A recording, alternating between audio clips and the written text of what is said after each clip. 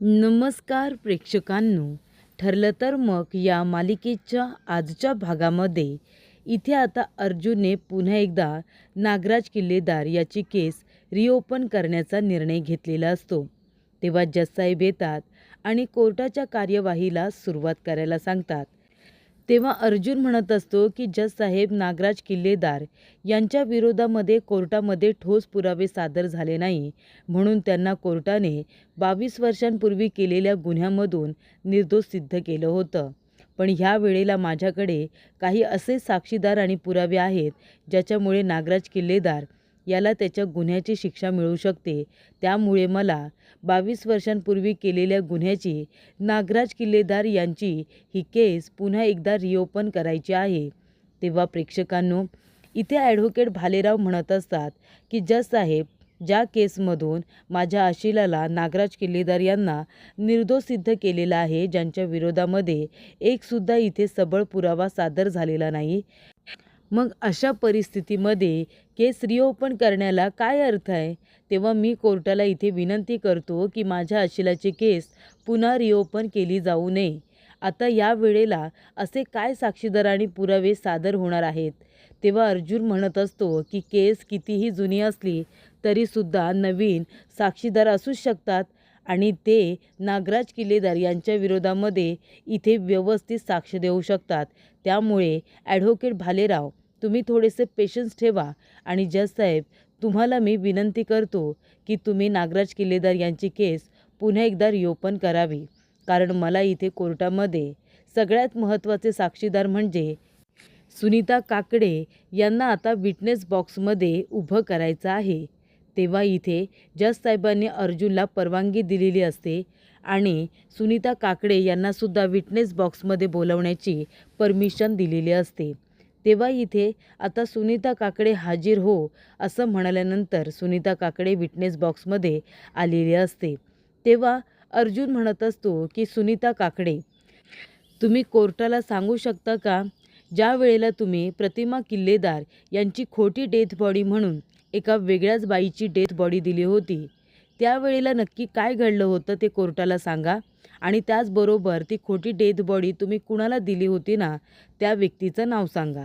तेव्हा सुनीता काकडे म्हणत असते की मी सिटी हॉस्पिटलमध्ये काम करत होते. मला माहिती आहे की डेथ बॉडी कुणाला तरी देणं हे चुकीचं काम आहे, तरीसुद्धा मी ते केलं कारण मला पैशांची गरज होती. तेव्हा अर्जुन म्हणतो, ती डेथ बॉडी तुम्ही कुणाला दिली सांगू शकाल का? तेव्हा इथे सुनीता काकडे म्हणते की या समोर उभ्या आहेत ना, त्या व्यक्तीला मी डेथ बॉडी दिली होती. त्यांनी मला पैसे दिले होते आणि सांगितलं होतं की मला जी डेथ बॉडी हवी आहे ना, तशीच मला अरेंज करून द्यायची आणि म्हणून मी नागराज किल्लेदार यांना ती डेथ बॉडी दिली होती. तेव्हा अर्जुन म्हणत असतो की पॉईंट टू बी नोटेड. तुम्ही बघितलंत ना जजसाहेब, सुनीता काकडे यांनी सांगितले की त्यांनी ती डेथ बॉडी पैशांसाठी का होईना पण नागराज किल्लेदार यांच्या सांगण्यावरूनच त्यांना दिली होती. तेव्हा इथे आता नागराज बघा घाबरलेला तर असतो, पण सुनीताकडे रागाने बघत असतो. तेव्हा ॲडव्होकेट भालेराव म्हणत असतात की जजसाहेब, हे सगळं काय आहे? सुनीता काकडे कशावरून खरं बोलत आहेत? कशावरून त्या खोटं बोलत नसतील? त्यांची साक्ष ग्राह्य धरली जाऊ नये अशी मी कोर्टाला विनंती करतो. तेव्हा इथे ॲडव्होकेट भालेराव म्हणत असतात की सुनीता काकडे ह्या आत्ताच म्हणाल्या की त्यांनी जे काही केलं ते पैशांसाठी केलं.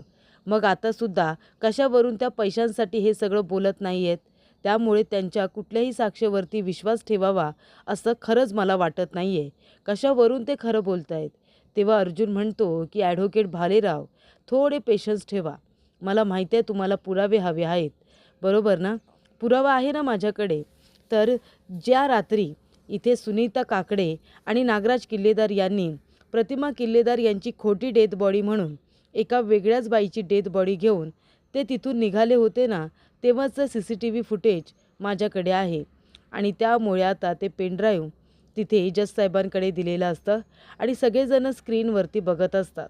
तर आता ते टी व्हीवरती जेव्हा बघत असतात ना, त्याच्यामध्ये सुनीता काकडेचा चेहरा स्पष्टपणे दिसतोय, पण नागराज किल्लेदाराची फक्त बॅकसाईड दिसते, त्याचा चेहरा काही दिसतच नाही आहे. तेव्हा इथे प्रेक्षकांनो ॲडव्होकेट भालेराव म्हणत असतात की मी काय म्हणतो जजसाहेब, माझे वकील मित्र अर्जुन सुभेदार यांना नक्की काय सिद्ध करायचं आहे? म्हणजे त्यांच्या सांगण्यानुसार सुनीता काकडे यांनी डेथ बॉडी ही अरेंज केली होती आणि ती त्यांनी दिलीही होती. पण याच्यामध्ये माझ्या आशिलाचा नागराज किल्लेदार यांचा चेहरा काही स्पष्टपणे दिसतोय का? मग कशावरून तुम्ही असं बोलताय की ती व्यक्ती जी डेथ बॉडी घेऊन जाते ती नागराज किल्लेदारच आहे? कारण ह्या CCTV फुटेजमध्ये त्यांचा चेहरा क्लिअर काही दिसतच नाही, बरोबर ना? तेव्हा इथे आता ॲडव्होकेट भालेराव म्हणत असतात की कशावरून सुनीता काकडे यांची मदत करण्यासाठी त्यांचा स्टाफ त्यांच्याबरोबर नसेल, त्यामुळे सुनीता काकडे यांची साक्ष ग्राह्य धरली जाऊ नये. तर इथे आता सारखा सचिन साक्षीला फोन करत असतो, पण साक्षी काही फोन उचलत नसते. तिचा फोन लागतच नसतो, तिला मेसेज डिलिव्हर होत नसतो किंवा ती कुणालाही कॉन्टॅक्ट करत नाही. आणि तेवढ्यातच सचिनला इथे अस्मिताचा मेसेज आलेला असतो. काल तुला भेटून छान वाटलं. मी तुला किती मिस करते सचिन, काय सांगू.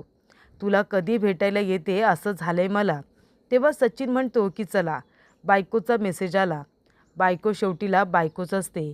आणि तेव्हा इथे आता जज साहेबांनी सांगितलेलं असतं की ॲडव्होकेट भालेराव जे काही बोलत आहेत ते बरोबर आहे.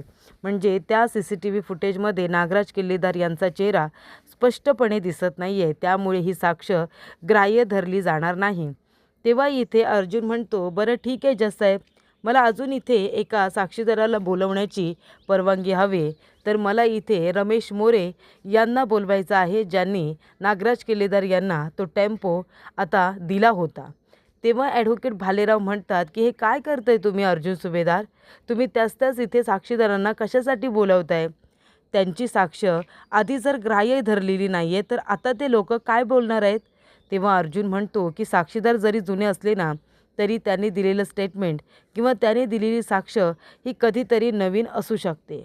तेव्हा इथे अर्जुन आता रमेश मोरेला म्हणत असतो की तुम्ही ज्या वेळेला इथे आता नागराज किल्लेदार यांना ट्रक पुरवला होता त्यावेळेला तुमच्याबरोबर नेमकं काय घडलं होतं, तेव्हाची सिच्युएशन काय होती? तेव्हा रमेश मोरे म्हणत असतो की सर, ज्या वेळेला मी तिथे कंपनीमध्ये काम करत होतो, मी माझं काम करत होतो त्या रात्रीसुद्धा मी नागराज किल्लेदार यांना माझ्याकडचा एक ट्रक पुरवला होता आणि तो ट्रक मी नेहमीप्रमाणे दिला होता. त्यानंतर तो चुकीच्या कामासाठी वापरला गेला आहे त्याबद्दल मला काही माहिती नव्हतं. पण त्या टेम्पोचा नंबर, त्या टेम्पोची कंपनी आमची असल्यामुळे इथे आता मला नोकरीवरून लगेचच्या लगेच काढण्यात आलं. म्हणजे कसं आहे सर, ज्या वेळेला हे सगळं घडलं ना त्यावेळेला सगळ्या लोकांना वाटत असतं की या अपघाताशी ना माझासुद्धा काहीतरी संबंध आहे, असं सगळ्यांना माझ्या बाबतीत वाटत होतं. त्यामुळे मी आधीच खचून गेलो होतो. त्याच्यामध्ये मला नोकरीवरून काढण्यात आलं. 4 वर्ष मी सगळीकडे जॉब शोधत होतो, पण हे जे काही आता प्रकरण घडलेलं असतं त्यामुळे मला चांगला जॉब मिळत नव्हता. माझ्या कुटुंबाची परिस्थिती हालाकीची आली होती.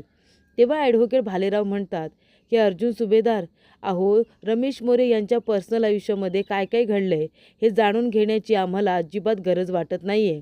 तेव्हा इथे आम्ही ते ऐकून काय करायचं? अर्जुन म्हणत असतो की एक गोष्ट तुमच्या लक्षात येते का ॲडव्होकेट भालेराव? अहो त्या माणसाने त्याच्या आयुष्यामध्ये किती आणि काय काय बघितलं आहे फक्त त्याच्या एका चुकीसाठी. तेव्हा इथे रमेश म्हणतो, मग माझा एक मित्र होता, त्यांनी कॉन्ट्रॅक्ट बेसिसवरती मला एक नोकरी दिली आणि ती नोकरी आता गेली 4 वर्ष मी करतोय. तेव्हा इथे अर्जुन म्हणतो की जज साहेब, 4 वर्षांचा काळ आणि आधीचे 4 वर्ष ज्याच्यामध्ये ते स्ट्रगल करत होते नोकरीसाठी, पण त्यांनी त्यांच्या जवळच्या लोकांनी त्यांच्याबरोबरचा कॉन्टॅक्ट तोडला. पण तरीसुद्धा इथे आता रमेश मोरे यांनी काही नंबर हे लिहून ठेवलेले आहेत. रमेश मोरे, तुमची परिस्थिती पाहता तुमच्याकडे स्मार्टफोन वगैरे असेल असं मला वाटत नाही. तुमच्याकडे साधा बटनांचा फोन असेल, बरोबर ना? आणि त्याचबरोबर तुम्ही काही महत्त्वाचे नंबर एका डायरीमध्ये सुद्धा लिहिले असतील. तेव्हा इथे रमेश मोरे म्हणतात, हो, मी काही नंबर इथे डायरीमध्ये लिहायचो, मला ती सवय आहे. आणि तेव्हा इथे अर्जुन म्हणतो की ही बघा, हीच आहे ती डायरी आणि त्याच्यामध्ये असलेला नागराज किल्लेदार यांचा नंबर. म्हणजे इथे ॲडव्होकेट भालेराव, माझे वकील मित्र म्हणाले होते की इथे त्यांची ओळखच नाही आहे. कुणाची? रमेश आणि नागराज किल्लेदारांची. मग त्यांच्या डायरीमध्ये इथे आता नागराज किल्लेदार यांचा नंबर आलाच कुठून? आपण त्याच माणसाला लक्षात ठेवतो जज साहेब. एकतर त्या माणसाने आपल्यासाठी चांगलं केलं असेल किंवा आपलं काहीतरी त्याच्याकडून वाईट घडलं असेल. त्यामुळे इथे नागराज किल्लेदार यांचा नंबर त्या डायरीमध्ये आहे. तेव्हा इथे ॲडव्होकेट भालेराव म्हणतात की डायरीमध्ये जर नंबर असेल तर माणसाची तोंड ओळख असली ना तरीसुद्धा काही लोक नंबर लिहून ठेवतात. तेव्हा अर्जुन म्हणतो ठीक आहे, तुम्ही आता मागे म्हणाला होतात की काही संबंधच नाही आहे आणि ह्या वेळेला तोंड ओळखीपर्यंत आलं आहे. आता लवकरच इथे महत्त्वाची साक्षीसुद्धा बाहेर येईल असं अर्जुन म्हणत असतो. आणि तेवढ्यातच इथे सगळेजण छान आता जेवायला बसलेले असतात. तेव्हा अस्मिता आपल्या नवऱ्याबरोबर सचिनबरोबर चॅटिंग वगैरे करत असते आणि येथे पूर्णाजी म्हणत असते, या नागराजचं मला काही कळतच नाही आहे. नागराजने इतका मोठा गुन्हा केला आहे ना की त्याची केस अजूनही चालू आहेच. तेव्हा कल्पना म्हणते, नाहीतर काय, नागराज भाऊजींचं नावसुद्धा मला या घरामध्ये घ्यावंसं वाटत नाही. पण आता जोपर्यंत अर्जुनची केस सुरू आहे तोपर्यंत नाव तर घेतलंच जाणार. तेवढ्यातच तिथे सचिन आलेला असतो. तेव्हा इथे आता लगेच विमल म्हणत असते, अस्मिताताई तुम्हाला 2 पोळ्या देऊ का, 2 पोळ्या वाढू का. तिचं लक्षच नसतं, मोबाईलमध्ये लक्ष असतं. तेव्हा कल्पना म्हणते की अस्मिता तो मोबाईल बाजूला ठेव बरं आणि आधी तू इथे जेवून घे शांतपणे, म्हणजे अंगाला ते लागतं. तेवढ्यात तिथे सचिन आलेला असतो. सचिन म्हणत असतो की पूर्णाजी मी इथे माझ्या बायकोला भेटायला आलो आहे, प्लीज मला तिला भेटू द्या, मला घरातून हकलून देऊ नका. तेव्हा इथे आता पूर्णाजी म्हणते, तू इथे काय करतोयस सचिन, तुझी हिंमत कशी झाली इथे यायची. तेव्हा अस्मिता म्हणते, पूर्णाजी प्लीज प्लीज येऊ दे ना त्याला, ये ना सचिन, ये आतमध्ये ये, अरे हे तुझंच घर आहे, ये ना. तेव्हा कल्पना म्हणत असते, अस्मिता हे काय बोलतेस तू की हे त्याचं घर आहे म्हणून, हे त्याचं घर नाही आहे. तेव्हा इथे आता सचिन म्हणत असतो की अस्मी हे तुझ्यासाठी, माझ्या ब्युटिफुल वाईफसाठी हे मी घेऊन आलो आहे. तेव्हा आपण व्हॅलेंटाईन डे साजरा केला नव्हता ना, त्याचं गिफ्ट आहे तुझ्यासाठी. तेव्हा पूर्णाजी म्हणत असते, सचिन अरे तू काय कारस्थान केलेस हे तू विसरलंस का. आणि काय गं अस्मिता, सचिनने तुला कसं फसवलं आहे हे तू विसरली असशील, पण आम्ही विसरलेलो नाही आहे. तेव्हा या अशा माणसाला तू पुन्हा इथे का बोलवलेस. तेव्हा अस्मिता म्हणत असते, पूर्णाजी मम्मा मी काय सांगते ते शांतपणे ऐका. काल मी माझ्या मैत्रिणीला भेटायला गेले नव्हते, काल मी सचिनलाच भेटायला गेले होते, आमच्यामध्ये बोलणं झालं आहे. तेव्हा इथे आता लगेच अस्मिता सांगत असते की मला मान्य आहे सचिनचं खूप चुकलं आहे, पण त्याने काल माझी खूप वेळा माफीसुद्धा मागितली, त्याने खूप वेळा माफी मागितली आणि मी त्याला माफ केलं आहे. असू दे ना पूर्णाजी, मी एक त्याला चान्स द्यायचं ठरवलं आहे, आम्ही पुन्हा दोघेजण एकत्र सुखाने संसार करू. तेव्हा सचिन म्हणत असतो, आणि मी तुम्हाला प्रॉमिस करतो की आता यापुढे अस्मीला सोडून मी दुसरं कुठल्याच मुलीकडे नजर वर करूनसुद्धा बघणार नाही आहे. तेव्हा अस्मिता म्हणत असते, मामा बघितलंस तू, प्लीज प्लीज आता तरी परवानगी दे ना. तेव्हा इथे कल्पना म्हणत असते, अगं अस्मिता तुला कळत का नाही आहे, हा माणूस आता तुला म्हणतोय की तो तुला कधीही फसवणार नाही आहे. ज्या माणसांना इथे तिथे टोकवायची सवय असते ना ते लोक कधी सुधारणार नाही अस्मिता, कळते का तुला. तेव्हा तू प्लीज ह्या माणसाकडे जाण्याच्या आधी 10 वेळा विचार कर, असं कल्पना अस्मिताला समजावून सांगत असते. त्या माणसाने आधी तुला फसवलंय, पुन्हा फसवलं तर काय करणार आहेस तू. असं म्हणाल्यानंतर अस्मिता म्हणते की ते माझी जबाबदारी असेल, पण आता आम्हाला दोघांना एकत्र येऊ द्या. तेव्हा इथे आता अर्जुन म्हणत असतो की मला अजून एका इथे आता साक्षीदाराला बोलवायचं आहे. रमेशची साक्षीसुद्धा ग्राह्य धरली जात नाही, त्यामुळे अजून एका साक्षीदाराला बोलावलं जात असतं. तेव्हा ॲडव्होकेट भालेराव म्हणत असतात की मला असं वाटतं ॲडव्होकेट सुभेदार इथे कोर्टाचा वेळ वाया घालवत आहेत. म्हणजे मला माहिती आहे त्यांना काहीतरी वेगळं इथे सादर करायचं असेल, पण तुम्हाला तोपर्यंत कोर्टात फक्त वेळ घालवायचा आहे म्हणून तुम्ही त्याच साक्षीदारांना पुन्हा पुन्हा इथे उभं करताय ना. पण जज साहेब मी तुम्हाला विनंती करतो, जर ॲडव्होकेट अर्जुन सुभेदार यांच्याकडे ठोस आणि सबळ पुरावे नसतील नागराज किल्लेदार यांच्या विरोधामध्ये, तर तुम्ही आत्ताच्या आत्ता या केसचा निकाल लावा आणि इथे माझ्या आशिलाला नागराज किल्लेदार यांना निर्दोष घोषित करून तुम्ही ॲडव्होकेट अर्जुन सुभेदार यांना ताकीद द्या की पुन्हा इथे तेच जुने पुरावे सादर करून कोर्टाचा वेळ वाया घालवायचा नाही आणि कोर्टाचा इथे अवमान करायचा नाही. तेव्हा इथे अर्जुन म्हणत असतो की जज साहेब थांबा, कारण इथे जज साहेबसुद्धा लगेच कोर्टाचा निकाल द्यायला गेलेले असतात ना, नागराज किल्लेदारला निर्दोष सिद्ध करायला जात असतात. पण इथे आता लगेच अर्जुन म्हणतो की जज साहेब थांबा, इथे मी अजून एका आशिलाला विटनेस बॉक्समध्ये बोलवण्याची परवानगी मागतो. तेव्हा परवानगी दिलेली असते तर महिपत शिखरे यांना विटनेस बॉक्समध्ये उभं करा. तेव्हा इथे ॲडव्होकेट भालेराव म्हणतात की मला कळत नाही आहे इथे आता महिपत शिखरे यांना का बोलवलं जातं आहे. जो माणूस आधीसुद्धा इथे फक्त उभा राहिला होता त्याने माझ्या आशिलाच्या विरोधामध्ये एक शब्दसुद्धा बोलला नव्हता. त्या माणसाला इथे उभं करून तुम्हाला काय सिद्ध करायचं आहे. तेव्हा तुम्ही एक काम करा, महिपत शिखरेला इथे बोलवूच नका. त्याच्या तोंडातून एक शब्दसुद्धा फुटत नाही. तेव्हा अर्जुन म्हणतो कदाचित आत काहीतरी फुटेल आणि काहीतरी साक्ष तो नागराज किल्लेदारच्या विरोधात देईल. तेव्हा इथे आता महिपत शिखरे हाजीर हो असं म्हटलं जातं आणि महिपत शिखरेला विटनेस बॉक्समध्ये आणलं जातं. तेव्हा अर्जुन म्हणतो की मग महिपत शिखरे आज तरी तुम्ही तोंड उघडणार की नाही. तुम्ही सांगाल का 22 वर्षांपूर्वी रविराज किल्लेदार यांच्या अपघाताची सुपारी तुम्हाला कुणी दिली होती. तेव्हा अर्जुन म्हणतो बघ आता तरी खरं खरं बोल तरच तुझी मुलगी वाचेल. मी तिला पुन्हा जेलमध्ये नाही टाकणार. तुला ही डील मान्य असेल तर स्पष्टपणे बोलायचं, जास्त वेळ घालवायचा नाही. तेव्हा इथे महिपत शिखरे त्याच्याकडे आता रागाने बघत असतो, खूप रागाने बघत असतो अर्जुनकडे. तेव्हा त्याला एका गोष्टीची भीती असते की आता मला जेलमध्ये पाठवलं, नागराजला जेलमध्ये पाठवलं, आता माझ्या मुलीची वाट लागते की काय असा प्रश्न त्याला पडलेला असतो. तेव्हा इथे अर्जुन विचारत असतो की नागराज किल्लेदार यांनी तुला सुपारी दिली होती का महिपत शिखरे, हे कोर्टाला सांग.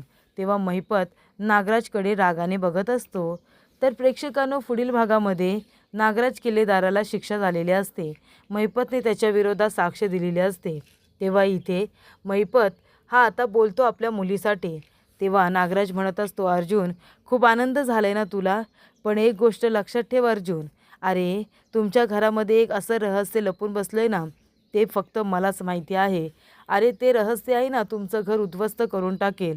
तुम्ही मला विचारायला जरी आलात ना, माझ्या पाया पडलात तरीसुद्धा ते रहस्य नेमकं काय आहे हे मी तुम्हाला सांगणार नाही आहे आणि हे सगळं करणारासुद्धा मीच आहे असं नागराज अर्जुनला सांगत असतो. ते रहस्य नेमकं काय लपून बसले ना ते मी तुम्हाला कुणालाही सांगणार नाही असं नागराज म्हणतो.